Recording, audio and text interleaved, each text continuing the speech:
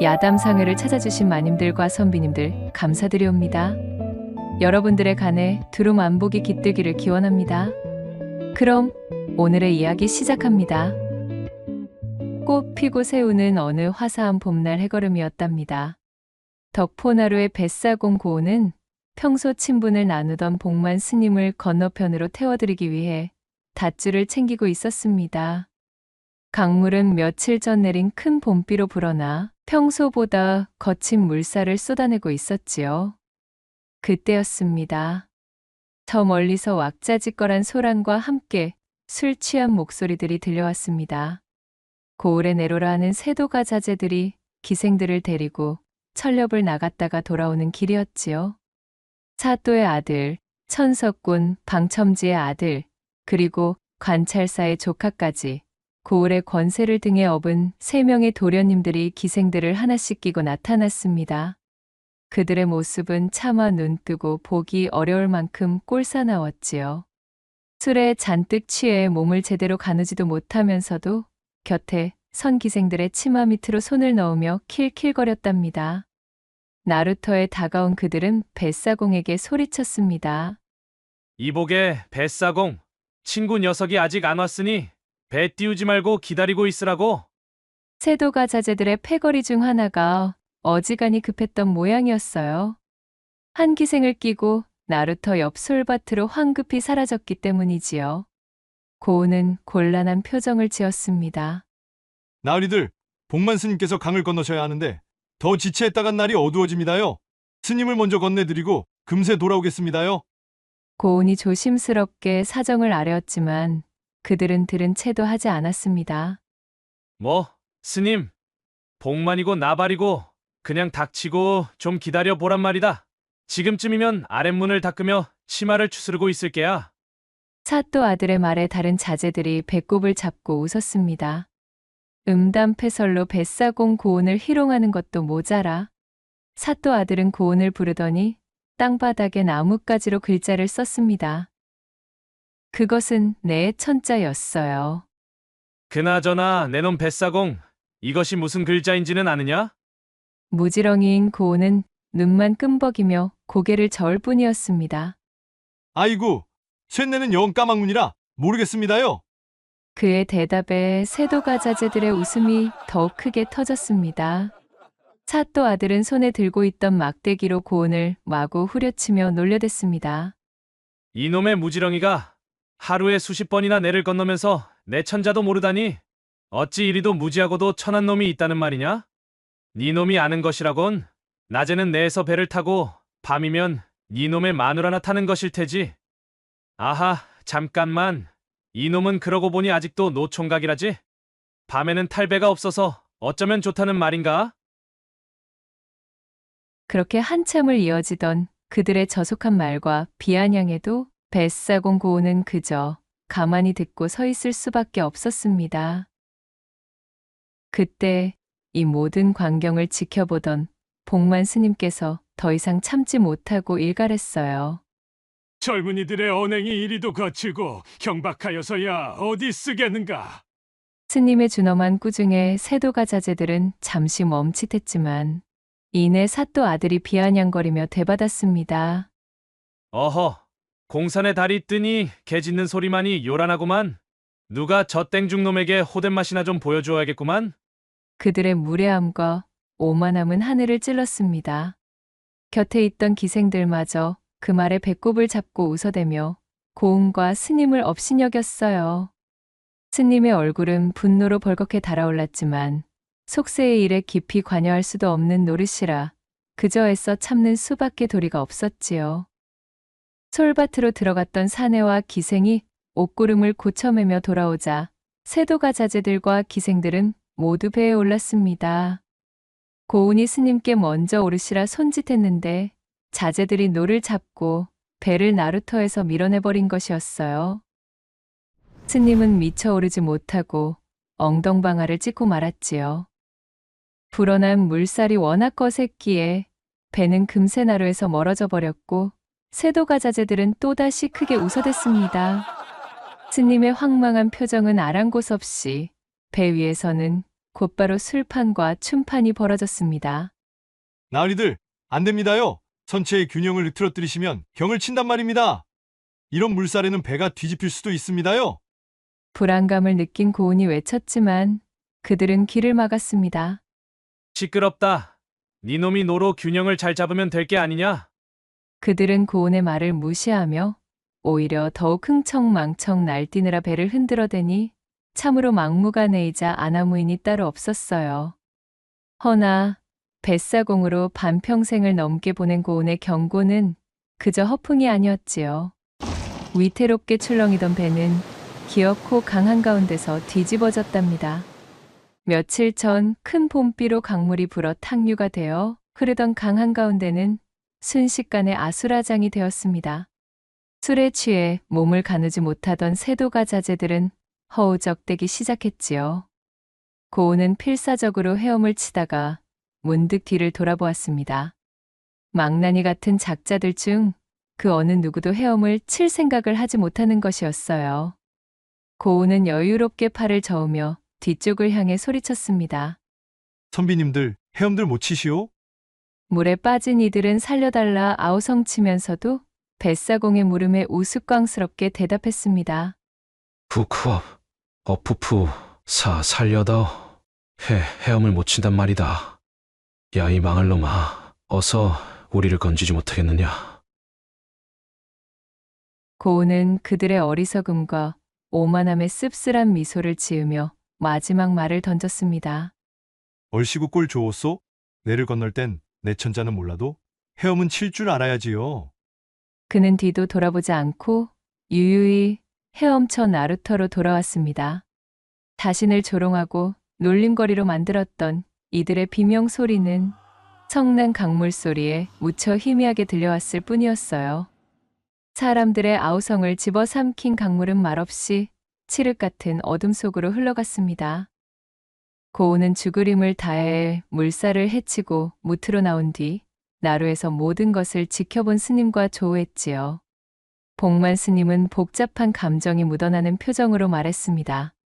이보게나, 물살이 저 망나니 같은 양반들을 삼켜버렸으니 이제 어쩐다는 말인가.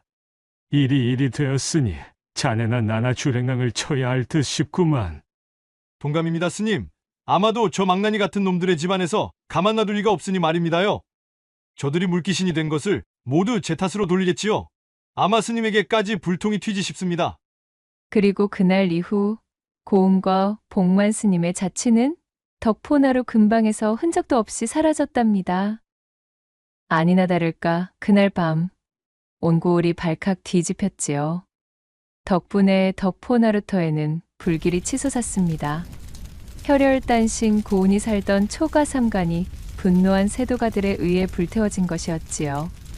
고을을 좌지우지하던 집안의 아들들이 사이좋게 나란히 배를 타다 물귀신이 되고 말았으니 그럴만도 했습니다. 덕포나루를 삼킨 불길과 대를 이을 아들들을 잃어버린 세도가 집안이 붕괴했다는 소문은 순식간에 고을 전체로 퍼져나갔습니다. 일찌감치 화를 피해 달아났던 두 사람은 밤낮으로 이동하여 고을을 멀리 벗어난 산골 깊숙한 곳에 자리한 버려진 절에 도착했습니다. 무너져가는 기와와 잡초 무성한 마당, 텅 빈 불당만이 남은 쓸쓸한 공간이었지만 도망자 신세인 그들에게는 더없이 안전한 피난처였습니다. 거친 숨을 몰아쉬며 절마루에 앉은 고은의 얼굴에는 깊은 절망과 피로가 가득했습니다. 평생 살아온 터전을 잃고 졸지의 양반들을 죽게 만든 죄인 아닌 죄인이 된 그의 심정은 이루 말할 수 없이 참담했지요. 스님은 말없이 고은의 모습을 지켜보았습니다. 잠시 후 스님이 천천히 입을 열었어요. 이보게나 사공양반, 자네는 강을 건네는 일을 평생 해왔지 않은가? 뜬금없는 스님의 말씀에 고은은 고개를 들었습니다. 예, 그렇지요, 스님. 허나 이제 배도 집도 모두 잃은 신세입니다. 아니세, 자네가 잃은 것이 아니라 잠시 놓았을 뿐이지. 어디 한번 말해보게나. 자네는 평생 그 강을 보고 살지 않았던가? 그 강이 어떠하던가? 강이라니요. 그야 때로는 잔잔하고 때로는 거칠고 늘 변덕스러운 물살 아니었겠습니까요? 옳은 말일세. 세상의 이치 또한 강물과 같으니 거스를 수도 없고 애써 붙잡아둘 수도 없는 흐름이지. 그날 자네는 어리석은 자들의 오만에 휘말려 강 한가운데 놓였었지만 진정 강의 이치를 몰랐던 것은 그들이었자는가. 강은 때로 생명을 앗아가기도 하나 또한 쉬지 않고 흐르며 모든 것을 씻어내고 새로운 길을 내기도 한다네. 스님의 말씀이 알듯 모를 듯 고운의 귓가에 맴돌았습니다. 자네의 초가가 불타고 삶이 부서진 것은 마치 강물이 범람하여 모든 것을 휩쓸어간 것과 같네. 허나 잊지 마시게나. 강이 깊은 곳에는 여전히 맑은 물이 흐르고 강변의 땅은 다시 기름져 새로운 생명을 피워낸다네. 자네 또한 그러할 것이야. 지금은 모든 것을 잃은 듯 보이나 이것은 끝이 아니라 자네 삶의 물줄기가 새로운 방향으로 틀어진 것일 뿐이란 점을 명심하시게. 스님의 난해한 조언이 어쩐지 고운의 마음속에 깊이 들어왔습니다.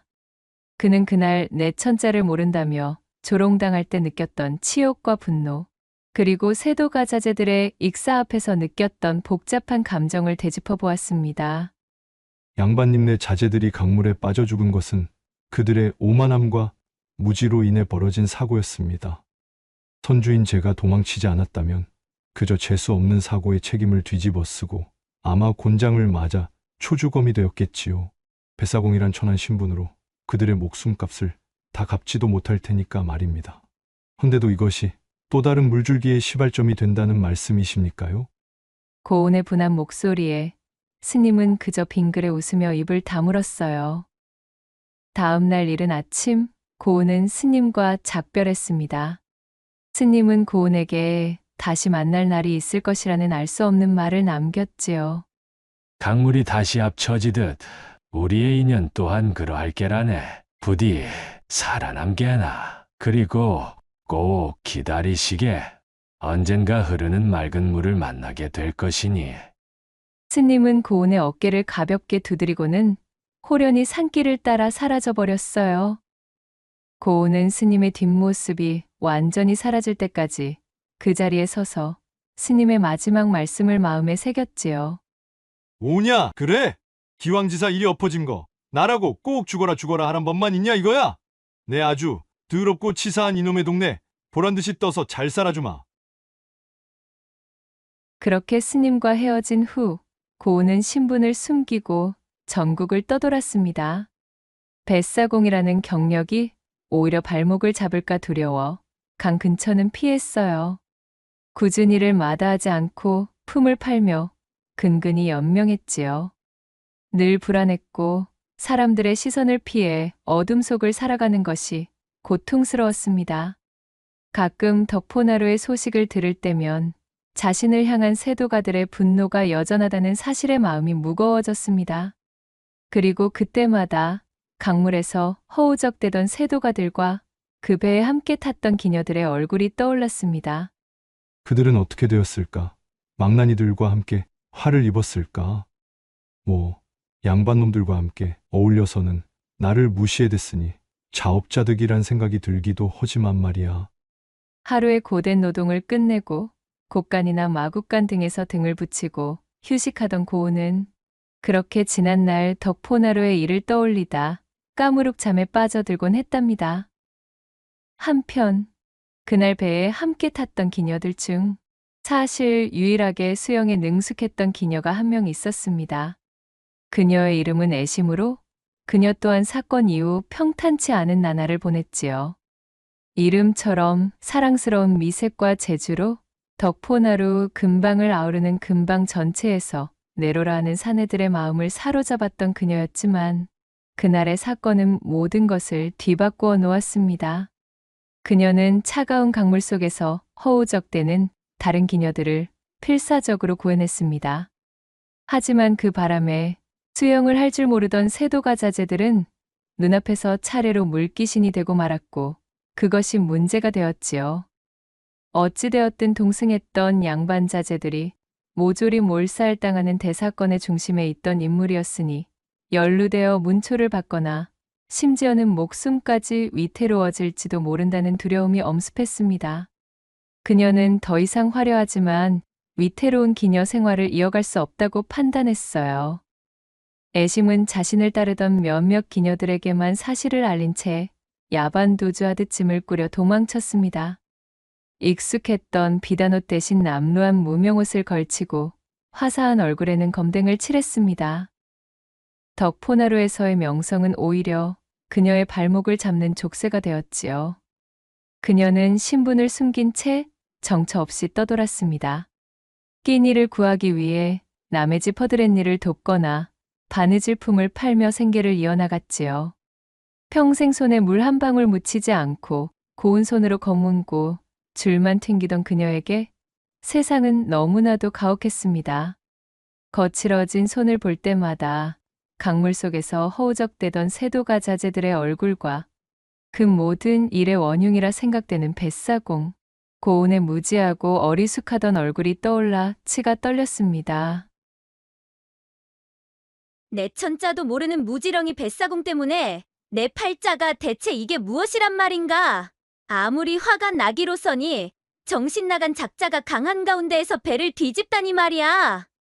술판과 춤판을 벌여 배에서 난동을 피우던 것이 전복의 이유였으나 애심은 고운이 기분이 상해 일부러 배를 뒤집었다고 믿고 있었기에 여전히 그를 원망하고 있었던 것이었답니다. 게다가 그날의 사건 이후 고운은 자취를 감추었으니 더더욱 그러했지요. 물론 그 주세꾼들의 오만함이 사건의 발단이었음을 모르는 바는 아니었지만 뱃사공이 그들의 말을 거역하고 배를 뒤집은 것 때문에 자신이 이렇게 도망자 신세가 되었다는 분노가 더 컸습니다. 이렇듯 애심은 그날의 사건과 도망친 고운에게 단단히 오해를 하고 있었지요. 그야말로 탄탄대로처럼 잘 나가던 자신의 기녀 생활에다가 쌓아놓았던 재물과 함께 제 미모에 대한 사람들의 칭송까지 그 모든 것이 한순간에 날아갔으니까요. 그녀의 가슴 속에는 고운에 대한 깊은 원망과 분노가 응어리져 있었습니다. 그렇게 몇 달의 시간이 흘렀을까요? 애심은 신분을 숨기고 덕포나루에서 멀리 떨어진 어느 산골 마을까지 흘러들었습니다. 작은 주막에서 허드렛일을 도우며 근근히 살아가고 있었지요. 더 이상 화려한 치장을 하지 않았지만 그녀의 본연의 아름다움과 기품은 쉽사리 가려지지 않았습니다. 가끔 주막에 들르는 나그네들이나 장꾼들의 술주정이나 받아주며 그들의 이야기와 풍문을 수집해 덕포나루에서 돌아가는 소식을 엿듣는 것이었어요. 그러던 어느 날 주막에 들른 한 나그네가 들려주는 이야기에 애심은 귀를 의심했습니다. 덕포나루 전복 사건 때문에 추포령이 떨어진 뱃사공을 복수의 눈먼 세도가들이 눈에 불을 켜고 쫓았으나 결국 찾지 못했다는 이야기. 그리고 그날 사라졌던 뱃사공이 행색을 바꾸고서 이곳 근방에 숨어 지낸다는 소문이었습니다. 뭐시라고요? 애심의 심장이 얼어붙는 듯 했습니다. 원망과 분노로 가득했던 이름, 뱃사공 고운. 그가 살아있고 심지어 이 근방에 숨어 지낸다니. 그 소식을 접한 애심은 며칠 밤낮으로 고민했습니다. 제 신세를 작살낸 이 망할 놈을 찾아다가 멱살이라도 잡을 것인지 아니면 깽판 쳐둔 남의 인생을 물어내라 돈이라도 뜯어낼지. 한참을 이리저리 머리를 굴리던 그녀는 결국 결심했어요. 이대로 숨어 지내기보다는 그에게 자신의 처지를 알리고 어떻게든 책임을 받아내야겠다고 생각했지요. 만약 그에게 도움을 받을 수 없게 되었을 경우 아예 그의 거처를 덕포나루 관아에 밀고라도 한다면 자신만은 이 지긋지긋한 도망자 신세에서 벗어날 수 있을지도 모른다는 신락 같은 희망을 품었습니다. 그리하여 그녀는 나그네에게 들은 단서를 따라 며칠을 헤매며 끈질기게 수소문한 끝에 마침내 산골 깊은 곳의 허름한 초가에서 행색이 남루해진 고은을 발견할 수 있었지요. 얼굴에 피로의 흔적이 더해진 데다가 본래의 신분을 속인 채 살고 있어 분위기가 달라져 있었지만 애심은 한눈에 그를 알아보았습니다. 무지하고 뻔뻔했던 덕포나루의 뱃사공, 자신의 인생을 풍비박산낸 원흉. 그런 생각이 치고 올라온 애심은 숨을 한껏 고르고 그의 초가로 쳐들어갔지요. 문을 열고 나오는 고은의 얼굴에는 낯선 인기척에 대한 경계심이 역력했어요. 하지만 그의 시선이 애심의 얼굴에 닿는 순간 그의 눈빛이 대번에 흔들렸지요. 그녀의 얼굴을 알아본 것이었어요. 게다가 그날 물에 빠져 변을 당한 줄로만 알았던 애심이 여기까지 찾아오리라고는 꿈에도 생각지 않았으니까요. 고은의 반응을 본 애심은 울컥 치미는 분노를 억누르며 날카롭게 쏘아붙였습니다. 오라, 저 눈빛 좀 보소. 이봐 당신, 나를 알아보는 게지? 응? 덕포나루에서 당신 때문에 인생 망친 이 애심이를 말이오. 애심의 목소리에는 원망과 분노가 가득 담겨 있었습니다. 고은은 당황한 기색이 역력했으나 이내 체념한 듯 한숨을 내쉬며 말했습니다. 어쩌다 여기까지? 이거 뭐 일이 된 마당에 별 수 없구만요. 이리 들어 나오시지요. 다른 사람들 이목을 끌기 전에 말이오. 애심은 그의 허락이 떨어지자마자 기다렸다는 듯 초가 안으로 성큼 들어섰습니다. 좁고 누추한 방 안은 뱃사공 고씨의 처지와 도망자 신세를 여실히 보여주고 있었지요. 애심은 차가운 바닥에 앉아 그를 노려보았습니다. 팔자 좋게 이야기나 하자. 당신 때문에 내 인생이 어떻게 되었는지 아시오? 덕포나루 근방 저작거리 최고의 기녀라 불리던 이 애심이가 이름까지 바꿔가며 총구석 장터짝에 처박혀가지고는 주막에서 걸레나 빨고 살고 있어. 대체 이게 다 누구 때문인데? 애심은 참았던 울분을 터뜨렸습니다. 고은은 애심의 말을 묵묵히 듣고 있었습니다. 그의 얼굴에 후회와 미안함이 스치는 듯했지만 애심에게는 그저 뻔뻔함으로만 보였습니다. 그날 그자들의 횡포가 극심했다는 것은 당신도 잘 알지 않소. 나 또한 그들에게 얻어맞고 희롱당했던 김에 물에 빠진 순간 그들에게 알량한 복수심이 든 것은 사실이오. 그저 어찌할 바를 몰랐던 것뿐이라고 여겨주시오. 어찌할 바를 몰랐다고? 말도 안 되는 소리. 그래서 배를 뒤집었어? 당신이 내 천자도 모른다고 조롱당한 그 순간의 분노 때문에 우리 모두를 강물에 빠뜨렸다고. 당신의 무모함 때문에 내 모든 것을 잃었어. 아니 뭐요? 무모함이라니. 게다가 그간 내가 일부러 배를 뒤집었다 생각하고 있었던 거요? 그 배는 나의 밥줄이었단 말이요. 그자들이 춤을 추고 난리를 피우지 않았더라면 배가 그렇게 쉽게 뒤집혔겠소? 강물이 불어 위험하다고 그리 일렀거늘 듣지 않은 것은 그자들이었소. 게다가 당신도 그 옆에서 아주 말릴 생각은 하지 않고 오히려 신나게 궁뎅이를 흔들며 춤판에 동조하시더만. 그 판에 내가 뭘 더 어찌하라는 게요? 아예 거세진 물살 위에서 배를 홀랑 뒤집어달라고 용왕님께 고사라도 지내지 왜? 고은 역시 목소리를 높였습니다. 그의 말에는 그날의 억울함과 분노가 담겨 있었습니다. 그 역시 오만하고 무지한 세도가 자제들의 횡포로 인해 모든 것을 잃었으니까요. 그래, 그래서 잘했다 이 말이오. 그자들이 죽든 말든 함께 탄 기녀들이 같이 물귀신이 되든 말든 나는 살았으니 상관없다 이 말이냐는 말이오. 사람이 죽은 일에 어찌 상관이 없겠소? 안 그래도 함께 탔던 기녀들에 대해 줄곧 걱정하고 있었단 말이여. 허나 그 모든 일은 그들의 오만함이 불러온 대가였소. 그리고 나는 살아야만 했소. 아무리 혈혈단신의 미천한 뱃사공이라도 지켜야 할 목숨은 있었으니까. 고은의 마지막 말이 애심의 가슴에 비수처럼 꽂혔습니다. 애심은 더 이상 그의 말싸움에 말려들고 싶지 않았습니다. 그녀는 그의 초라한 모습을 훑어보며 싸늘하게 말했습니다. 뭐, 좋아요. 과거의 일이야 어찌 되었든 결국 당신 때문에 이렇게 되었으니 책임은 져야 할 것이오. 보아하니 당신 역시 도망자 신세인 듯한데 어차피 구걸이나 빌어먹는 일 말고는 변변한 날품도 못 파는 신세인 것은 매한가지니 나 혼자 떠도는 것보다야 둘이 함께 숨어 지내는 것이 낫겠지. 허니, 이제부터 당신이 나를 책임지시오. 이 무슨 당돌한 요구인가요? 고은은 어이가 없다는 표정을 지었습니다. 그 잘나신 기녀, 애심의 망가진 인생을 책임지라니. 책임이라니? 당장에 입을 열어 한 소리 내뱉으려는 찰나, 고은이 멈칫하며 눈앞에 애심을 물끄러미 바라보았습니다. 그녀는 더 이상 화려한 비단옷을 입은 기녀가 아닌 거친 세상의 풍파와 허기에 시달린 초라한 여인이었습니다.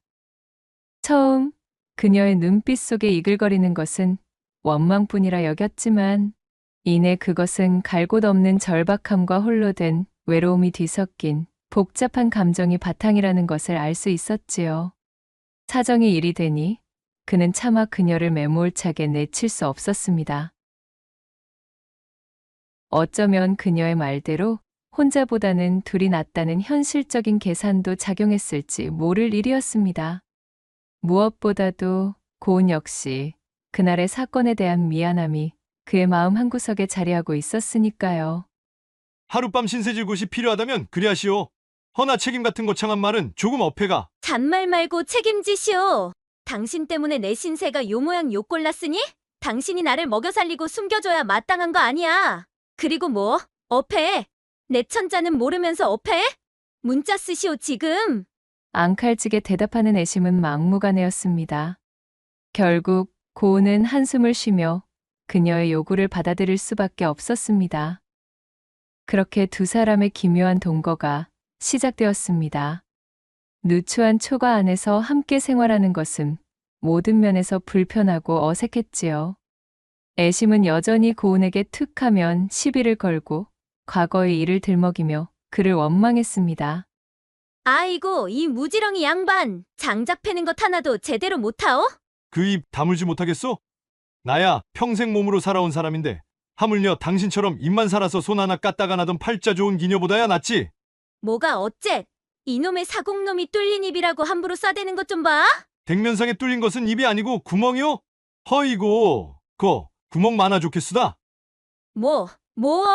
야 이 정신 빠진 사공놈아. 니놈이 감히 나를 희롱해? 그들은 사사건건 부딪히고 티격태격하며 싸웠습니다. 애심은 고은의 투박함과 무식함을 비난했고 고은은 애심의 게으름과 허영심을 꼬집었어요. 하지만 웃기는 것은 그럼에도 불구하고 두 사람은 함께 험한 산골 생활에 적응하며 서로의 다른 면모를 보게 되는 순간들도 있었다는 점이었습니다. 거칠어 보이지만 굳은 일을 마다하지 않고 묵묵히 해내는 고은의 성실함, 그리고 겉으로는 불평투성이지만 의외로 억척스럽고 강단 있는 애심의 모습이 보이기 시작했지요.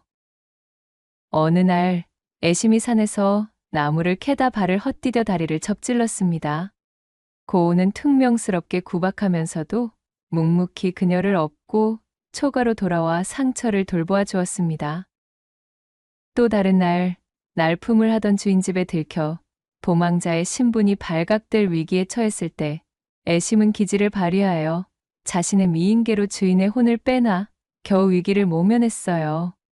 그녀의 침착함과 임기응변에 고은은 새삼 감탄했지요. 함께 아웅다웅하며 밥을 먹고 서로의 과거와 현재의 고통을 조금씩 나누면서 미움과 원망의 감정 사이로 미묘한 변화가 싹트기 시작했습니다. 고은은 더 이상 애심의 불평이 귀찮지만은 않았고 애심 또한 고은의 투박한 배려 속에서 따뜻함을 느끼기 시작했답니다. 그날 덕포나루에서 시작된 비극이 공교롭게도 두 사람을 가장 낮은 곳에서 만나게 하고 서로에게 의지하게 만들었던 것입니다. 두 사람의 눈빛이 스치는 순간이 길어지고 퉁명스러운 말 속에 숨겨진 걱정이 느껴지고 서로에게 조금씩 마음을 열어가면서 산골 초가에는 어색함 대신 묘한 설렘과 기류가 감돌기 시작했습니다. 비록 시작은 원망과 책임 전가였을지라도 함께 이겨낸 고난과 서로에게 발견한 진솔한 모습은 그들의 마음 속에 연심이라는 예상치 못한 감정을 조용히 피어올리고 있었습니다. 그러던 어느 날 예상치 못한 손님이 고은의 초가를 방문했습니다. 다름 아닌 몇 년 전 덕포나루에서 함께 살아남아 버려진 절에서 하룻밤을 보냈던 복만 스님이었어요. 스님은 산 중턱에 위치한 절에 방문하기 위해 지팡이를 짚고 산길을 따라 고운과 애심의 초가 근처를 지나다 우연히 고운을 발견해 제외하게 되었어요. 오래간만에 만난 스님의 모습은 변함없이 평온해 보였습니다. 고운은 스님께 그동안의 이야기를 그리고 애심과의 기묘한 동거에 대해 모두 이야기해드렸지요. 스님은 오묘한 표정으로 묵묵히 그런 두 사람을 관찰하고 있었습니다.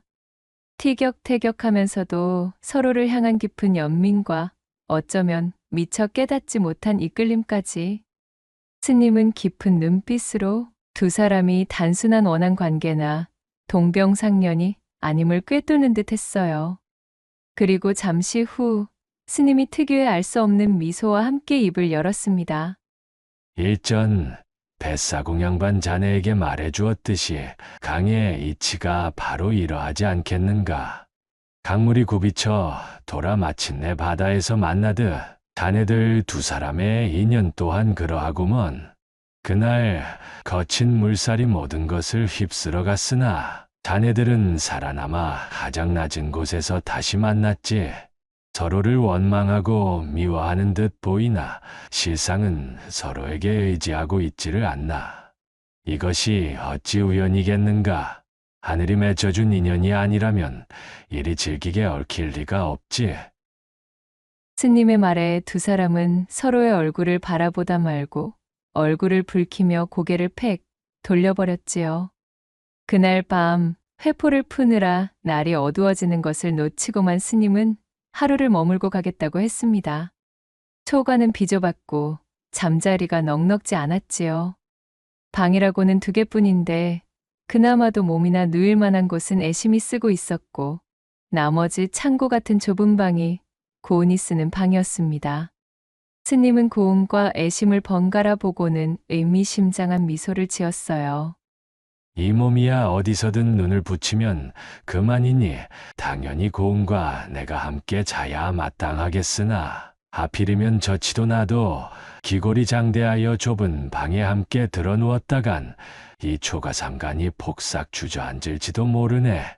거기에다 오늘 하늘의 천기를 잠깐 들여다보니 나와 사공양반의 기운이 오늘 밤까지 서로 붙어 있었다가는 자칫 그 전후의 인연이 되려 화를 불러일으킬 수도 있는 애군이 염려된다며 하 부처님께서 이르시지를 않겠는가 하여 저 좁은 창고방을 나홀로 쓸 테니 오늘만 두 사람이 함께 저 안방에서 자도록 하시게나.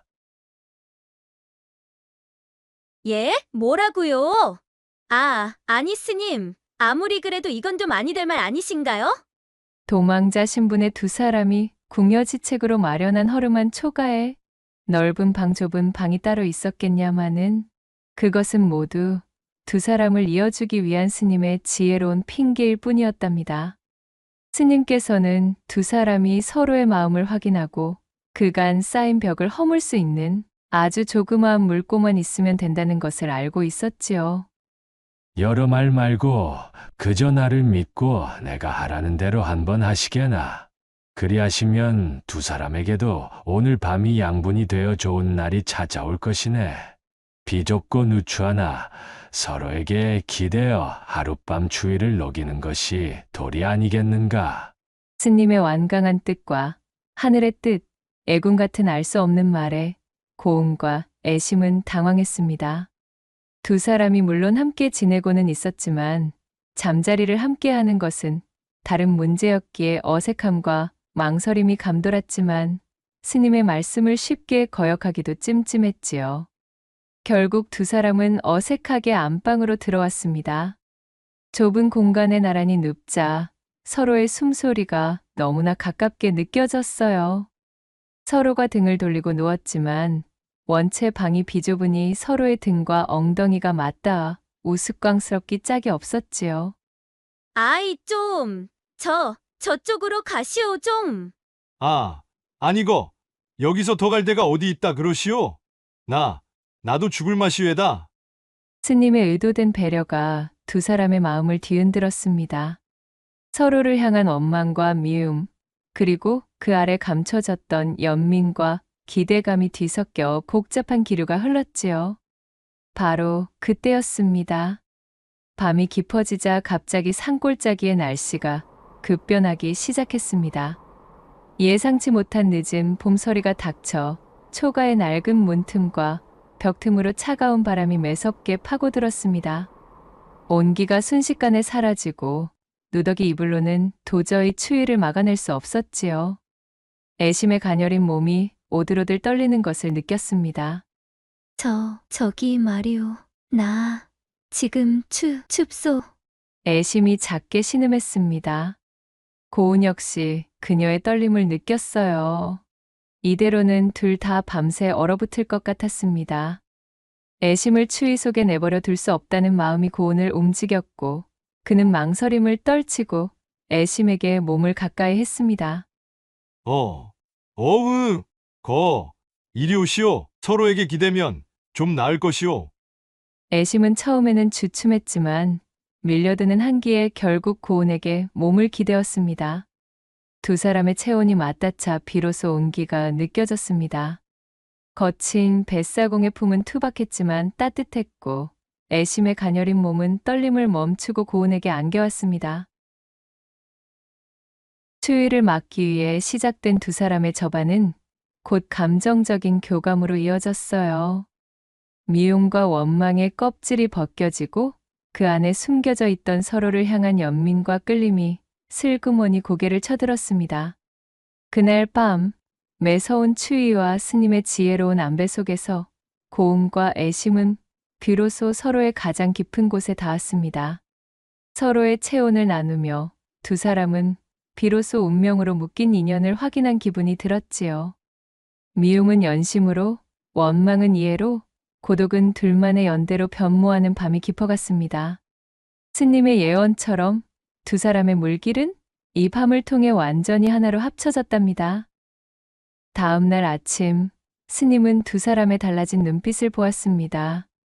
스님 앞에서 서로 틱틱대며 네가 잘했네, 내가 잘했네를 외치던 어제의 모습은 온데간데 없고 푸짐하게 익은 홍시같이 달아오른 얼굴로 서로 흘끔흘끔 눈치만 보고 있으면서도 떨어지려고는 하지 않는 것이었지요.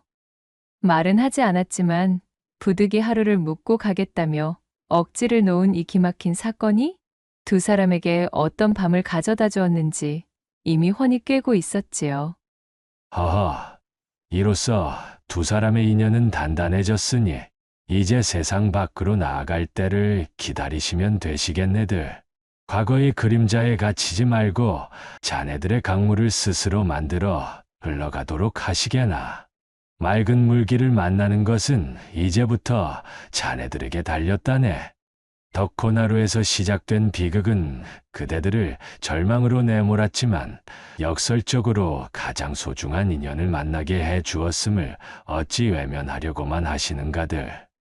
자, 이제 자네들은 서로가 함께 맑은 물길을 찾아 헤쳐나갈 평생의 반려를 맞이한 셈이니 서로를 아끼며 사시게나.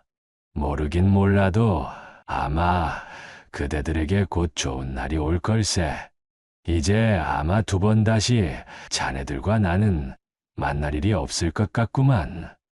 부디 몸 건강히들 잘 사시게나.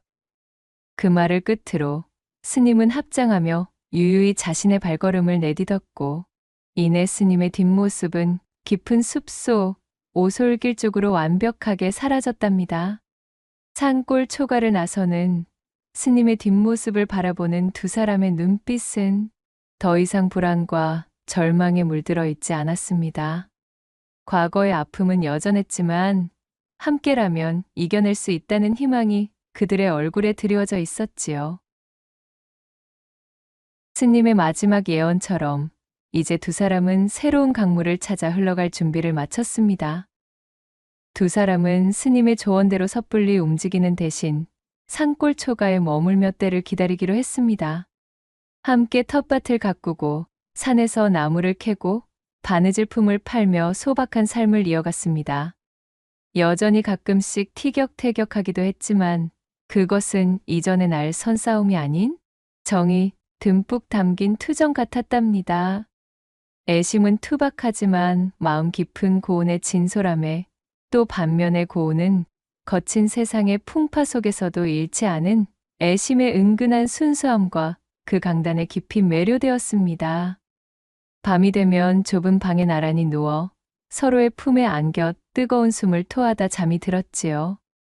비록 세상은 여전히 그들을 쫓기고 있는 도망자로 여길지라도 두 사람만의 작은 초가는 세상의 어떤 궁궐보다도 평화롭고 따뜻한 보금자리가 되어 있었습니다. 그렇게 시간은 쏜살같이 흘러갔습니다. 어느 날 장날의 마을에 나갔던 고운이 뜻밖의 소식을 가지고 돌아왔지요. 그의 얼굴에는 놀라움과 함께 복잡한 감정이 뒤섞여 있었습니다. 애심이 내가 방금 장터에서 덕포나루에 대한 소식을 건져왔어. 아닌 게 아니라 그날 배가 뒤집힌 진짜 이유가 밝혀졌다지 뭐야? 고운의 말에 애심의 얼굴이 하얗게 질렸습니다. 네? 아니, 그게 무슨 소리랍니까? 진짜 이유라니. 망나니들이 술판을 벌려놓고 배를 흔들어대다 중심을 잃은 것이 아니랍디까?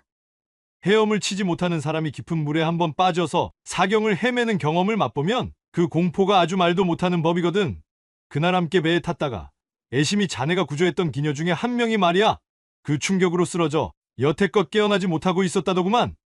헌데 그 기녀가 천만다행으로 얼마 전 정신을 차렸는데 관아에 아주 중요한 사실을 증언했다지 뭐야. 증언이라니, 그것이 무엇이지요?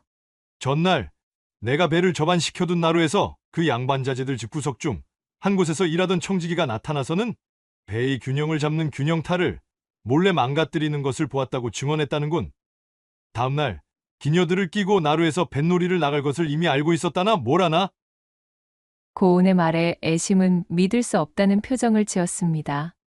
배가 뒤집힌 것이 단순한 사고가 아닌 누군가의 의도적인 해코지로 벌어진 일이었다니요. 아니, 그 청지기는 대체 어찌 그런 짓을 했답니까? 들리는 소문으로는 집안의 여종을 희롱하려다 들통이나 그만 주인에게 쫓겨난 것에 앙심을 품고서 그 자제들에게 복수할 생각으로 그리했다는구만. 그럼 그저 사고처럼 보일 테니 자신에게 혐의가 돌아오지도 않을 것 같았다면서 말이야. 고운은 비교적 담담하게 이 소식을 전했습니다. 애심은 충격으로 아무 말도 할 수 없었습니다. 자신과 다른 기녀들을 강물 속에 빠뜨리고 세도가 자제들을 죽음으로 내몰았던 그날의 비극이 알고 보니 청지기의 사적인 원한과 복수심 때문에 벌어진 일이었다니요. 그런 것도 모르고서 그 모든 책임의 원흉이라며 당신을 그토록 원망하고 미워했다니. 정말이지 너무도 부끄럽기 짝이 없네요. 다시 한번 미안해요. 참으로 미안합니다. 애심의 목소리가 떨려왔습니다. 고운은 애심의 눈을 지그시 바라보았어요. 괜찮소. 사과할 일이 아니오. 게다가 지금은 그런 마음을 가지고 있지도 않으면서 그러시오. 당신 또한 그날 함께 화를 입었으니 나를 원망하는 것이 당연했겠지. 우리 둘 다 그날의 피해자였을 뿐이오. 그보다 중요한 것이 아직 남았소. 사건의 원흉이자 진범이 잡혔으니 이제 우리를 향한 추적 또한 자연스럽게 중단되었다는구만. 그저 자신들의 자제가 죽은 분풀이를 할 희생양이 필요했기에 나와 당신을 쫓고 우리의 집을 불태우고 도망자 신분으로 만들었던 것이었기에 우리의 누명을 풀게 되었다는 소식이오. 그 말을 들은 애심은 그야말로 기뻐서 날아갈 것 같은 얼굴을 하고는 고운의 목을 와락 껴안으며 그에게 안겨들었습니다. 스님께서 말씀하신 좋은 날이 참말로 이리 찾아오게 되다니요. 너무너무 기뻐요. 그리하여 얼마 뒤 덕포나루의 관아에서는 청지기에 대한 처벌이 이루어짐과 동시에 고운과 애심에 대한 추포령 역시 막을 내리게 되었지요. 그들은 지긋지긋한 고향 땅을 다시 밟는 대신 조심스럽게 산골 초가를 떠나 자신들의 새로운 삶을 시작할 곳을 물색했습니다. 두 사람은 덕포나루에서 멀리 떨어진 인심 좋은 강변 마을에 자리를 잡았습니다. 고운은 다시 뱃사공이 되었어요. 내천자는 몰라도 강물의 이치를 몸으로 아는 그는 마을 사람들의 신뢰를 얻으며 성실하게 일했습니다. 애심은 더 이상 기녀가 아니었지만 그녀의 지혜로움과 살가운 변죽은 마을 사람들과 어울리는데 큰 도움이 되었지요. 그리하여 사람들의 도움으로 작은 주막까지 열게 되어 고운의 일손을 돕는 한편 정성껏 음식을 차려 손님을 맞았습니다. 두 사람의 삶은 화려하지 않았지만 서로의 존재만으로도 충만하고 행복했습니다. 고운은 강 건너는 일을 마칠 때마다 집으로 돌아와 애심의 웃는 얼굴을 보는 것이 가장 큰 기쁨이었고, 애심은 거친 강물 위에서 고단하게 일하는 고운을 기다리며 따뜻한 밥상으로 그를 응원하는 것에 행복을 느꼈습니다. 그들은 덕포나루의 비극이 자신들에게서 많은 것을 앗아갔지만 동시에 가장 소중한 사랑을 가져다 주었다는 것을 너무나도 잘 알고 있었지요. 가끔 밤이 되면 고운과 애심은 함께 강가에 앉아 흐르는 강물을 바라보았습니다.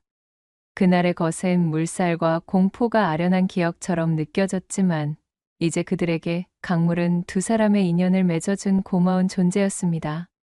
스님의 예언처럼 그들은 과거의 물살에 갇히지 않고 새로운 강을 만들어 흘러왔고, 마침내 맑고 잔잔한 물길을 만나 여생을 행복하게 보냈다는 후문이 전해지고 있사옵니다. 낭독해드린 이야기가 마음에 드셨다면 구독과 좋아요, 댓글로 야담상회를 응원해주셔요. 늘 잊지 않고 야담상회를 찾아주시는 마님과 선비님들 시청해주셔서 참으로 감사하옵니다.